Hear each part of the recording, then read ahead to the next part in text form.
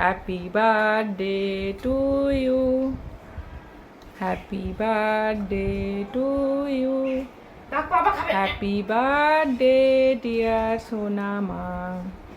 Happy birthday to you. Atali! সোনামার happy birthday হয়েছে আজকে। তো দেখি এবার দাও, একটু দাও।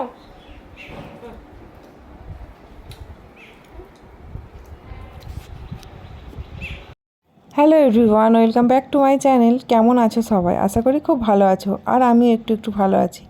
একটু একটু কেন বলছি বলো তো, আসলে দুদিন ধরে না শরীরটা একদম ভালো ছিল না, তো সে কারণে আমি ভিডিও দিতে পারছি না। আর এদিকে আমার মেয়ে কী করেছে দেখো, আমি যে রিল বানাই সেটাও নোটিস করে করে করে এখন ওই স্ট্যান্ডটা নিয়ে গিয়ে সোফার মধ্যে দাঁড়িয়ে দাঁড়িয়ে রিল করছে। তো এমনি এমনি ফোন ছাড়া। তো ও মানে সেই ক্লিপিংটি আমি একটু তুলে রেখেছিলাম, সেটাই তোমার সাথে শেয়ার করছি। আর একটু আগেই কিন্তু ওর বার্থডে হয়েছে। আসলে অ্যানিভার্সারি কেকটা ছিল না ফ্রিজে, তো সেই কেকটাই নিয়ে এসে খাওয়া হচ্ছিলো। মানে আমি খাইনি, ওই ছেলেমেয়েরাই খাচ্ছিলো। তো খেতে খেতে আবার কেক কাটিং হলো আর কি। আর এই দেখো আমাদের গাছে কত বড় একটা কলার কাঁদি হয়েছে, দেখেছো? কত একদম বড় বড় কলা হয়েছে। এরকম না আমাদের অনেক কলা হয়েছে, মানে এই বছর প্রচুর কলা ফলেছে। আর যখনই মানে একটা করে এরকম বড় বড় কাঁদি কাটা হয়, তো তখন মানে অনেক দিন করে খাওয়া হয়, সবাইকে দেওয়া হয়। তো আমি তো খুব একটা খাই না, খুব শখ হলে একটা কি দুটো, আর সেরকমভাবে খাই না কেউ। আমার ছেলেমেয়েরা তো কেউ খায় না। তো এরকম মানে গাছে হচ্ছে, এই বছর প্রচুর হয়েছে। আর মাঝে মধ্যে এরকম বড় বড় একটা করে কলার কাঁদি কাটা হচ্ছে। আর সেই ক্লিপিংই একটুখানি তোমার সাথে শেয়ার করলাম। তো আজকের ব্লগটা হয়েছে একটু ছন্ন ছাড়া বলতে পারো। ছন্ন ছাড়া বলতে কেমন বলো তো, মানে সব ছাড়া ছাড়া। আর মাঝখানে না আমি ভিডিও নিতেই ভুলে গেছি, তো সে কারণে এখন একেবারে সন্ধ্যাবেলায় আমি রান্নাঘরে এসে আবার ব্লগটা কন্টিনিউ করছি। মানে আমার খেয়ালই ছিল না যে আমাকে ব্লগ করতে হবে, আমি ভেবেছি যে ব্লগ করা আছে এরকম একটা ব্যাপার। তো এখন আমি একটু রান্না করছি। রান্না কি করছি বলো তো, আবার আজকেও ফ্রাইড রাইস করবো আর চিকেন কষা করবো। আসলে সেদিনকে না রোদে গরমে মানে গরমে সারাদিন রান্না করেছিলাম, আর সেরকমভাবে খাওয়া হয়নি, আর ছেলেরও ঠিকঠাক খাওয়া হয়নি। তো ও বলছিল যে একটুখানি মা রাইস করো, তো তো অল্প করেই করছি আজকে, একদম বাড়ির মতো। মানে বাড়ির কজনা খাবো, তো অল্প অল্প করে একদম অল্প করেই করছি। আসলে দেখবে কোনো অনুষ্ঠান ক্ষেত্রে কিন্তু খাবার দাবার খুব একটা খাওয়া যায় না, কিন্তু এমনি ফাঁকা টাইমে দেখবে সেই খাবার খেলে না অনেকটা শান্তিও লাগে আর ভালোও লাগে। মানে খাবার দেখলে অনুষ্ঠান বাড়ির ক্ষেত্রে কী হয়, খাবার দেখলেই না কীরকম একটা যেন লাগে, এবার খাবো না খাবো না প্রথম থেকেই এরকম একটা মনে হয়। তারপর নিজে হাতে রান্না বান্না করলে তো আরোই ভালো লাগে না, সে আমি যত ভালোই রান্না করি না কেন। নিজের হাতের খাবার খেয়ে অন্যের ভালো লাগবে, কিন্তু নিজের রান্না করা খাবার নিজেকে আর খেতে ভালো লাগে না। আমার ক্ষেত্রে তো এরকমটা হয়। তোমাদের কার কার এরকমটা হয় কমেন্টে জানাবে কিন্তু। আর আমার যে দুদিন ব্লগ দেখতে পাওনি, তোমরা আমার ব্লগ কেউ মিস করছো কি না সেটাও কমেন্টে জানাবে। মানে ব্লগ দেখার ইচ্ছা হচ্ছিলো, তোমরা দেখতে পাওনি, এরকমটা কার কার মনে হয়েছে, তো তারা অবশ্যই কমেন্টে জানাবে। তো আমার এদিকে রাইসটা হয়ে এসেছে প্রায়, আর চিকেন কষাটাও একটু বাকি আছে, ওটা হয়ে গেলেই হয়ে যাবে। তারপর আমরা খাওয়া দাওয়া করে নেব। আসলে এইসব খাবার গরম গরম না খেলে না একটু ভালোও লাগে না। তো এদিকে আমরা তো খাবো চিকেন কষা, বাট আমার শ্বশুরমশাই কিন্তু চিকেন খায় না। কিছুদিন হলো চিকেন খাচ্ছে না, মানে চিকেনটা ছেড়ে দিয়েছে প্রায় প্রায় না, মানে একদমই খায় না। আমাদের জন্য নিয়ে আসে, তোমরা দেখেছো আমার শ্বশুরমশাই মানে একদমই চিকেন খাচ্ছে না। তো এই কারণে মানে তবে ডিমটা খায়, তো এই কারণে শ্বশুরমশাইয়ের জন্য ডিম কষা করছি, দুটো ডিমের কষা করে দিচ্ছি। আর জানো তো আমার শ্বশুরমশাই এখন আমার মায়ের মতো হয়ে গেছে। কেন বলো তো, আমার মাও চিকেন খায় না, বাট মানে ডিমটা খায়। আবার এখন আমার শ্বশুরমশাইও তাই, চিকেন খাচ্ছে না বাট ডিমটা খায়। তো এই কারণে বললাম আর কি। আসলে আমার মা তো একদমই ডিমটাও খেত না, কিন্তু এখন আমরা সবাই মিলে বলে বলে ডিম খাওয়াটা ধরিয়েছি।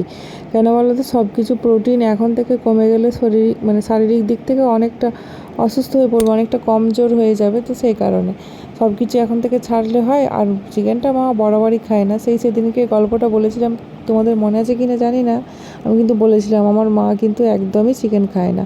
এদিকে আমার সব রান্না বান্না তো রেডি, এবার আমি খাবার বেড়ে নিচ্ছি। আর এই যে এই সাদা কালারের প্লেটটা আমার ছেলের ভারী পছন্দ হয়েছে, তো এ কারণে মানে ওই প্লেটটাতেই আমার ছেলে বললো মা ওটাতেই আমাকে খাবার দাও। এ কারণে ওকে ওটাতেই দিচ্ছি, আবার আমরা অন্য প্লেটে নিচ্ছি। আর দেখলে চিকেনের কালারটা কেমন হয়েছে, রাইসটা দুটোই কিন্তু হেভি টেস্ট হয়েছিল। আর চিকেনটা কিন্তু দেখতেও যেমন হয়েছে, স্বাদও কিন্তু দুর্দান্ত হয়েছিল। তো এখন আমি কার খাবার পারছি বলো তো? কেউ গেস করতে পারছো? খাবারের পরিমাণটা দেখে কেউ বুঝতে পারছো? হ্যাঁ, এটা আমার কিন্তু মেয়েরই খাবার, মেয়ের জন্যই বেড়েছি। তবে এটার 2 থেকে 4 দানা খেলেও জানবো আমি অনেক উপকৃত হয়েছি।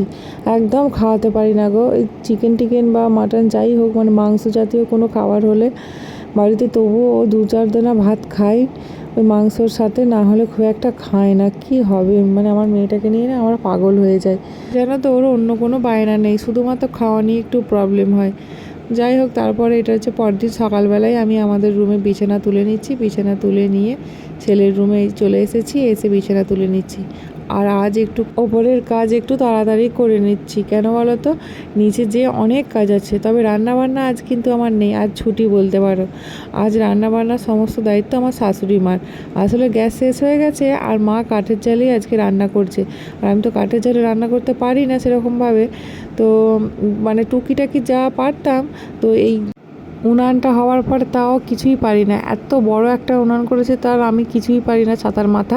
তো এই কারণে আমার শাশুড়ি মা আমাকে বলেও না যে তুমি ওখানে রান্না করো, জানেও পারবে না, তো সে কারণে মাই দায়িত্বটা কাঁধে তুলে নিয়েছে। তো মা যখন আজকে রান্না বান্না করছে, তো আমি ভাবলাম আমি কেন সময় নষ্ট করব বেকার বেকার বসে থেকে। তো চলো নিচের রুমটা ভালো করে গুছিয়ে নিই। আসলে একটু নোংরাও হয়েছিল, আর এই যে শোকেস আলমারিটাকে সরিয়ে নিয়ে আসছি দেখতে পাচ্ছ, এদিকে রাখলাম। তো শোকেস আলমারিটাও একটু ভালো করে সুন্দর করে মুছে ভালো করে, মানে ওর মধ্যে না কাপ প্লেট থাকে অ্যাকচুয়ালি, আর কিছুই তো সেরকমভাবে থাকে না। আর টুকিটাকি চাদর, মানে শীতের কিছু জিনিস আছে, আর সেরকম কিছু নেই। তো ভাবলাম ওগুলোকে একটু ভালো করে গুছিয়ে রাখি, আর ঘরটা একটু পরিষ্কার করে ঝাঁট দিয়ে আর মুছে পরিষ্কার করে নিই। তো এটাই করছিলাম। আর আজকে আমার বেটু বাড়িতেই আছে, সেই কারণে বেটুই ফোনটা ধরে দিচ্ছে আর ইচ্ছা করে দুষ্টুমি করে করে ফোনটাকে নড়াচ্ছে। মাঝে মাঝে বলছে, মা তোমার ভিডিওটা একদম কাঁপছে, ভূমিকম্প হচ্ছে। তো এরকম করে ও যেরকম মানে দুষ্টুমির কথা বলে আর সেরকম দুষ্টুমিটাও করেও, জানো তো, দেখতে পাচ্ছ ভিডিওটা কীভাবে নড়াচ্ছে, সবই কিন্তু ওর দুষ্টুমি এটা। তো এখন আমি ঝাঁট দিয়ে পরিষ্কার করে দিচ্ছি। আর ঘরটা বেশ নোংরাও হয়েছিল, খাটের নিচ থেকে এত চকলেটের ওই খোসাগুলো বেরিয়েছে, মানে কি বলবো, চকলেটের যত সব খাবারের প্যাকেট ওই দুটো ছেলে মেয়ে খায় আর ওই খাটের নিচ দিয়ে গলিয়ে ফেলে দেয়। মাঝে মাঝে ও দাদু ঠাম্মি চকলেট এনে দেয়, মানে আমার সামনে দেয় আবার আড়ালেও দেয়, তো সেই কারণে ওরাও চুপি চুপি ফেলে দেয়। কারণ অনেক জমা হয়েছে বাইরে, কত নোংরা জড়া হয়েছে দেখো সামনেটা। আর এই সাইকেলটাকে না আমি ঘরের মধ্যে ভরে রাখছি, খুব একটা মেয়ে চালায় না। এখন ভাবি কেন সাইকেলটা কিনে দিয়েছি, একদমই মেয়ে চালায় না। আর ও তো সবেতেই ভয় পায়, ও মানে কোনো জিনিসে ওই সাইকেলটা এখনও পর্যন্ত একা একা উঠতে পারে না। কবে বড় হবে, কবে শিখবে কে জানে। আর এই টেবিলটা এক সাইড করে রাখছি। আর আজকে না ঘর পরিষ্কার করতে গিয়ে বেশ বেলাও হয়ে গিয়েছিল, মেয়েকেও স্নান করানো হয়নি, তো সেই কারণে ওর ঠাম্মি আবার ওকে স্নান করিয়ে দিয়েছে। আর এখন আমি যাব, না তার আগে আমাকে ঘরটা মুছতে হবে। ঘরটা মুছে আগেই নোংরাগুলো ফেলে দিয়ে আসবো, দিয়ে এসে ঘরটা মুছে পরিষ্কার করে নিয়ে তারপরে ফাইনাল লুকটা তোমাদেরকে দেখাচ্ছি। আসলে এই ঘরটার প্রতি আমার অনেকটা স্মৃতি, অনেকটা মায়া জড়িয়ে আছে। কেন বলো তো, বিয়ের পরে এই ঘরটাতে কিন্তু আমি প্রথম এসেছিলাম। তো সেই ঘরটাতে আমি কিন্তু 4 বছর ছিলাম। তো 4 বছর পর আমাদের দোতলাটা কমপ্লিট হয়ে যাওয়ার পর আমরা তারপরে দোতলায় থাকি। আর এখন নিচে মাঝে মাঝে থাকা হয়, মানে দিনের বেলাটা একটু আধটু বসি বা মানে মেয়েকে নিয়ে একটু মানে খেলা করি, এরকমটা করা হয়।